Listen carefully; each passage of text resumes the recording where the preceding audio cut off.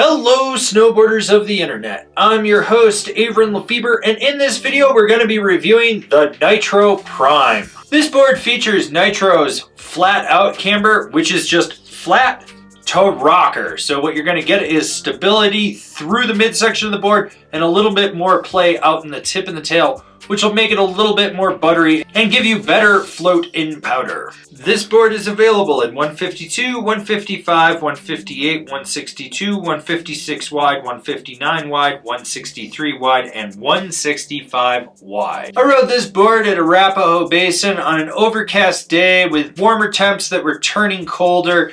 There was grapple snow, you had firm, fast groomers, creamy groomers, slush on the lower mountain, chunder, ice, death cookies, kind of just a mix of all spring conditions, and I rode it with my Rome Black Label bindings and my K2 Thraxis boots. Alright, so this board has your standard run-of-the-mill, softer tips, stiffening up through the midsection, right in the dead center. It does get softer, and there is a lot of torsional flex. Overall, this board does come in just below a middle-of-the-road all-mountain freestyle flex.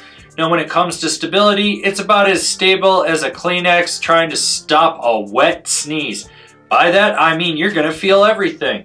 High speeds, you get a lot of chatter that reverberates back underfoot. When you're riding through chunder or lumpy shit, or you hit something that's buried in the snow, you're going to feel it. Your body's getting jarred. Basically, this board isn't damp, so keep those knees bent and be prepared to get wily. With that flat to rocker camber profile, you get 100% skate-like pop, which means you don't have to load this board up at all. You can roll in, roll back, spring off the tail, and you're gonna pop. Now with it being slightly softer flex, you can overpower this board losing some of that spring, so just be a little light on your feet.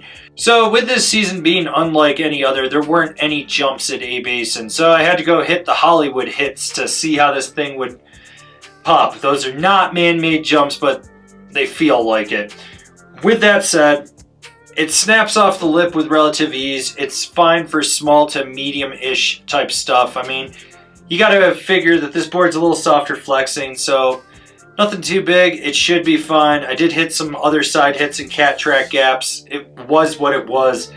It's not the snappiest board out there, but it has more than enough pop to get the job done as long as you don't overpower and fold the tail. What's that? It's a flat to rocker board with softer tips. How's it gonna butter? How do you think it's gonna butter? You got this immense sweet spot in the nose and the tail that you can really just manipulate however you want. If you don't know how to butter, you're gonna learn real quick on this board. Roll back, tail press. Roll forward, nose press. Pop a 180, land on the nose, you're in that butter again. There's no fight through the center of the board, so you don't have to worry about it. Now when it comes to jibbing, this board is super easy to jib with. It's like my first jib stick.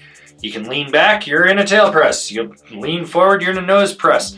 And when you get sideways, this board just gives you that caring embrace that says, hey, I'm gonna hold you and we're gonna slide right through this feature.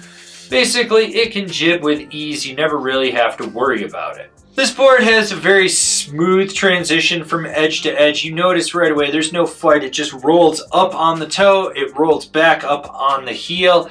When you're on edge, minor little ankle flexes will change the angulation of that carve. You don't really have to worry about it. And when you really drive into this board from the center through the tail, you can overpower it. It'll lose some of its power, so you got to be a little light on your feet. It's not going to let you just fully rail a carve, but when you need to, you can, as long as you understand if you push it past its limits, it's going to kick out. You're probably going to end up on your stomach or your ass, hating life, questioning why you're doing online reviews. Sorry, no, that's not accurate at all.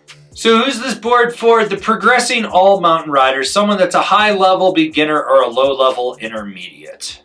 So it's been a couple years since I rode the Prime, and by a couple years I mean 8. So has much changed in this board since then? No, not really. It's still consistent.